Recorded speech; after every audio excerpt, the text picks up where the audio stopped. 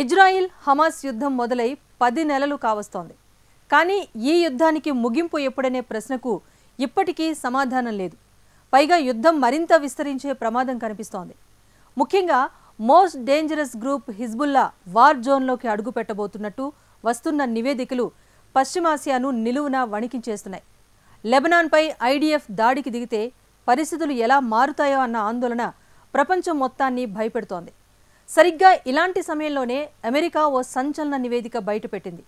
ఆ రిపోర్ట్లో హిజ్బుల్లాను నిర్మూలించే IDF war స్ట్రాటజీని బయటపెట్టింది. ఇంతకు షియా గ్రూప్ హిజ్బుల్లాను ఇజ్రాయెల్ ఎందుకు టార్గెట్ చేస్తోంది? అమెరికా ఏజెన్సీ బయటపెట్టిన ఆ నివేదికలో ఏముంది? లెబనాన్పై దాడి కోసం ఐడిఎఫ్ ప్రణాళిక రచించిందా? అమెరికా ఏజెన్సీ బయటపెట్టిన ఆ నివేదికలో ఏముంది? హిజ్బుల్లాను నిర్మూలించడం ఇజ్రాయెల్కు సాధ్యమేనా? మొదట గాజా, తర్వాత రఫా, ఇప్పుడు లెబనాన్. ఇలా ఇజ్రాయెల్ డిఫెన్స్ ఫోర్స్ లక్ష్యం మారుతూ ఉండడానికి రీజన్ ఏంటి? ఇప్పుడు చాలా మందికి అర్థం కాని ప్రశ్నే ఇది. వాస్తవానికి ఇజ్రాయెల్ సైతం యుద్ధభూమిలో మారబోయే తమ లక్ష్యాల గురించి ముందే ఊహించి ఉండదేమో. ఎందుకంటే గత ఏడాది అక్టోబర్లో గాజాలో అడుగుపెట్టినప్పుడు ఐడిఎఫ్ క్రిస్టల్ క్లియర్ క్లారిటీతో ఉంది. వీలైనంత త్వరగా హమాస్ను అంతం చేసి తిరిగి వెళ్లిపోవాలని అనుకుంది. అందుకోసం పక్కా లెక్కలతోనే గాజాలో అడుగుపెట్టింది. కానీ తన లెక్కలు తప్పని ఇజ్రాయెల్ ఆర్మీకి తెలియడానికి పెద్దగా సమయం పట్టడం లేదు. హమాస్ను అంతం చేయడం రోజుల్లో పూర్తయ్యేది కాదని రియలైజ్ అవ్వడానికి అంతే. అందుకు కారణం గాజా స్ట్రిప్ లో అడుగడుగున ఎదురైన సవాళ్లే. ముఖ్యంగా గాజా మిస్టరీగా టనెళ్లు ఐడిఎఫ్ ను ముప్పతిప్పలు పెట్టేశాయి. చివరికి ఎలాగో ఆ సొరంగాలను ఛేదించిన ఆ తర్వాత హమాస్ అసలు స్టోరీ రఫాలోనే ఉందని తెలిసింది.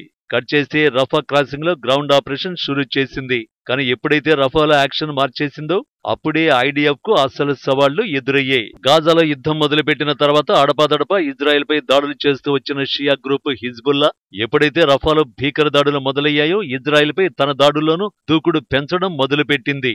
అలా ఇజ్రాయెల్ టార్గెట్ లిస్ట్ లోకి హిజ్బుల్లా చేరిపోయింది. కట్ చేస్తే లెబనాన్ లో ఎయిర్ స్ట్రైక్స్ నిర్వహించింది ఇజ్రాయెల్. జూన్ 26న జరిపిన దాడిలో హిజ్బుల్లా మిలిటరీ స్థావరాలు ధ్వంసం చేసింది. ఈ దాడి ఒకటే కాదు, ఇరు దేశాల సరిహద్దు వద్ద కొన్ని రోజులుగా తీవ్ర ఉద్రిక్తతలు నెలకొన్నాయి. తాజా దాడులు ఆ ఉద్రిక్తతల్ని తీవ్ర స్థాయికి చేర్చేశాయి. గత అక్టోబర్ నుంచి ఇప్పటి వరకు హిజ్బుల్లా ఏకంగా 5,000కు పైగా రాకెట్లతో ఇజ్రాయెల్ పై దాడి చేసింది.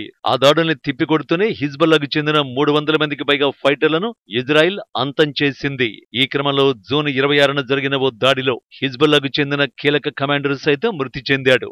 ఇజ్రాయెల్ హిజ్బుల్లా ఉద్రిక్తతలు యుద్ధం స్థాయికి చేరడానికి అసలు మలుపు ఇదే. ఎప్పుడైతే ఇజ్రాయెల్ దాడిలో తమ కీలక కమాండర్ మరణించాడో అప్పుడే హిజ్బుల్లా ఐడిఎఫ్ ను టార్గెట్ చేసింది. హిజ్బుల్లా చీఫ్ హసన్ నస్రల్లా ఏకంగా వీడియో ద్వారా ఇజ్రాయెల్ ను హెచ్చరించారు. లెబనాన్ పై దాడి చేస్తే తీవ్ర పరిణామాలు ఉంటాయంటూనే ప్రతిఘటనలు, నియంత్రణలు, నియమాలు, పరిమితులు లేకుండా ఇజ్రాయెల్ పై ప్రతిదాడులు చేస్తామని హెచ్చరించారు. అంతేకాదు ఇజ్రాయెల్లో ఎక్కడెక్కడ తాము దాడులు చేయగలమో వీడియోలో చూపించారు. సెంట్రల్ ఇజ్రాయెల్ ఎయిర్పోర్ట్, 2 పవర్ ప్లాంట్లు, అణు పరిశోధన కేంద్రం, IDF base, cargo port, gas field కోఆర్డినేట్లను వీడియోలో చూపించారు. ఈ వీడియో విడుదలైన తర్వాత ఇజ్రాయెల్ అలర్ట్ అయింది. హిజ్బుల్లా టార్గెట్ గా ఐడిఎఫ్ ప్లాన్ ఆఫ్ యాక్షన్ షురూ చేసింది. అమెరికాను ఆయుధాలు ఇవ్వాల్సిందిగా విజ్ఞప్తి చేసింది. హమాస్ ను అంతం చేయాలనుకున్నట్టే హిజ్బుల్లాను ఫినిష్ చేయాలనేది ఇజ్రాయెల్ ఆలోచన. కానీ ఇప్పుడు తన వ్యూహాన్ని మార్చుకుంది. ఆ వ్యూహానికి సంబంధించిన నివేదికనే అమెరికా ఏజెన్సీ ఒకటి బయటపెట్టింది. నిజానికి ఇజ్రాయెల్ కు చుట్టూ శత్రువులే ఉన్నారు. గాజా, లెబనాన్, సిరియా నుంచి నిత్యం ఇజ్రాయెల్ దాడుల్ని ఎదుర్కొంటూనే ఉంటుంది. ఆ మాటకొస్తే మిడిల్ ఈస్ట్ లో ఇరాన్, ఈజిప్ట్, ఇతర ఇస్లాం దేశాల నుంచి ఇజ్రాయెల్ కు ముప్పు ఉంటూనే ఉంది. ఆ ముప్పు తగ్గాలంటే తన పొరుగు ప్రాంతాలను సేఫ్ జోన్లుగా మార్చుకోవాలి. గాజా గ్రౌండ్ ఆపరేషన్ లక్ష్యం కూడా ఇదే. ఇప్పుడు హిజ్బుల్లా విషయంలోనూ అదే ప్లాన్ ను అమలు చేయాలని అనుకుంటోంది. హిజ్బుల్లా గ్రూప్ ఇజ్రాయెల్ పై దక్షిణ లెబనాన్ ప్రాంతం నుంచి రాకెట్లతో దాడి చేస్తూ వస్తోంది.